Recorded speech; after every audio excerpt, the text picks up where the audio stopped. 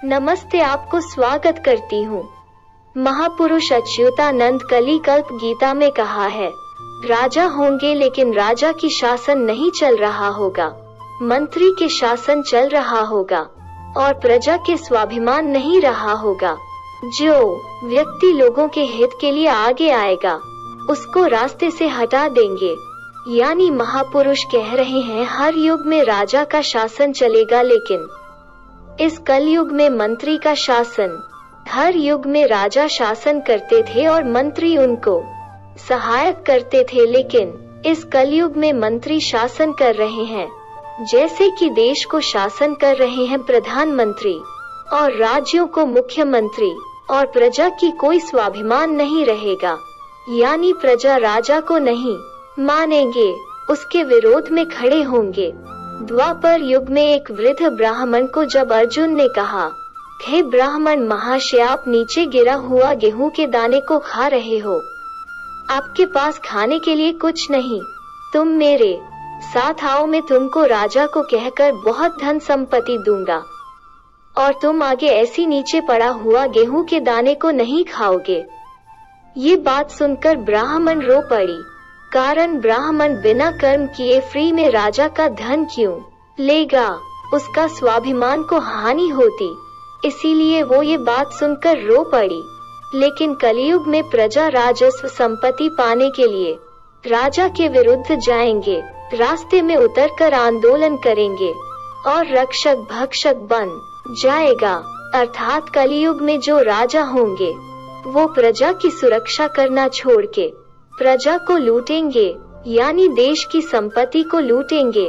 कुछ लोग कह रहे प्रलय होगा और पृथ्वी ध्वंस हो जाएगा, लेकिन पृथ्वी कभी भी ध्वंस नहीं होगा, केवल आने वाले समय में कुछ खंड प्रलय होगा।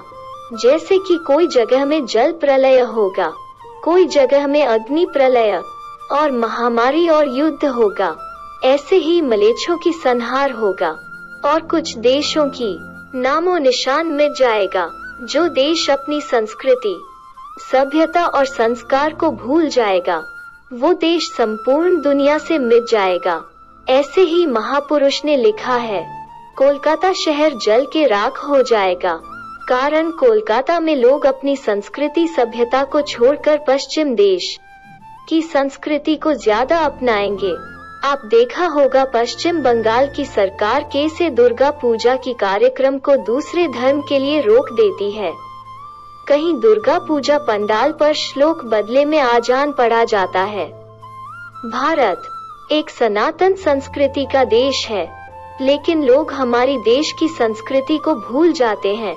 लेकिन भारत में कितना भी प्रलय आए, खंड प्रलय आए और कितने भी परमाणु बम गिरे, लेकिन भारत को कुछ नहीं होगा, कारण महापुरुष ने लिखा है, भारत भगवान के देश है। हर युग में भारत में भगवान अवतार ले चुके हैं, इसीलिए भारत भगवान की देश है। शत्रु कितना भी परमाणु बम गिरा दे, लेकिन भारत को कुछ नहीं होगा।